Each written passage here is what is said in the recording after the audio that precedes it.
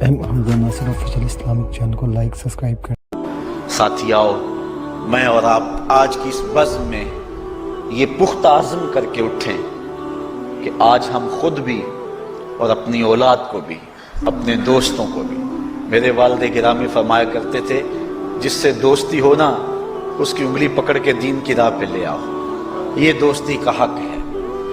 اس کے لیے آپ بہت کچھ کرتے ہیں لیکن اگر اس کو دین نہیں دیا تو کچھ بھی نہیں دیا۔ کوشش کرو میرا دوست ہو اور جہنم میں جائے۔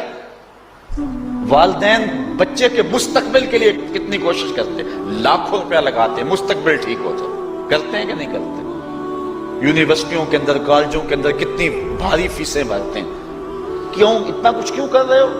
میں نے دیکھا بوڑھا باپ اپنی کمر پہ بوریاں لاد کے مزدوری کرتا ہے، مائیں اپنا زیور بیچ رہی ہیں کہ اولاد پڑ جائے۔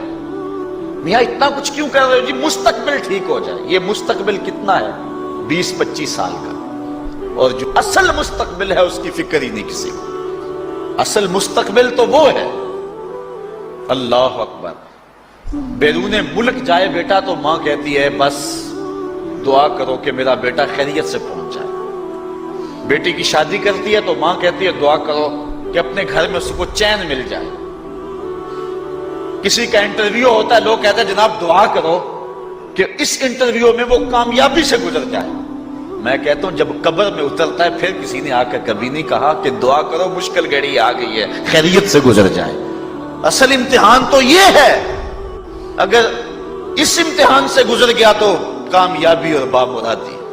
یہ تھوڑا سا مستقبل دنیا کا، اس کے لیے ہم کتنے پیسے لگا دیتے ہیں۔ سب کچھ اولاد کو آتا ہے، ہر شے فر پڑھتے اور بولتے ہیں، دعائے قنوت بھی نہیں آتی ہوتی۔ تو ہم اپنی اولاد کے لیے دین کا تحفہ اس کو کبھی نہ چھوڑیں۔ اللہ اکبر، کوشش کریں، محنت کریں۔ حضور نبی رحمت صلی اللہ علیہ وآلہ وسلم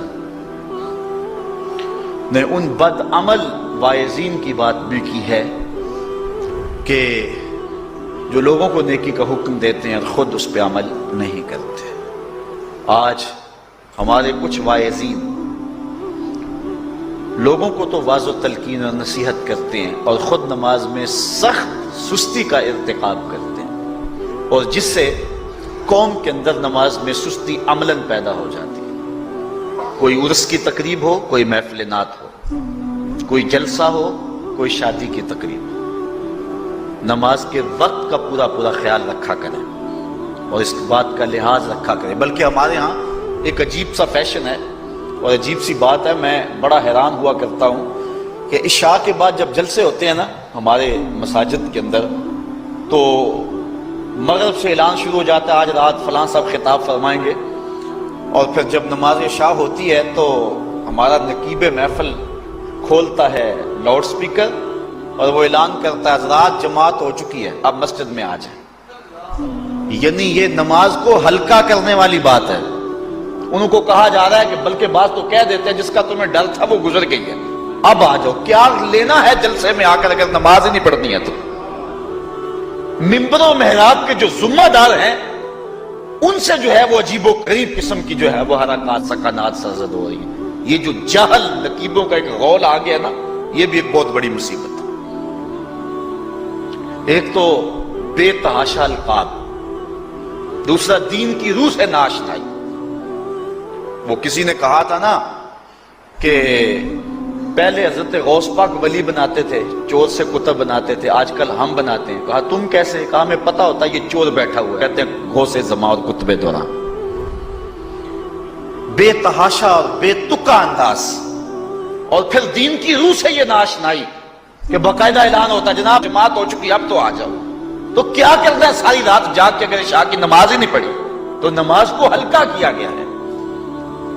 اسی طرح جلسہ لمبا ہو رہا ہے اور نماز کا وقت سکڑ رہا ہے۔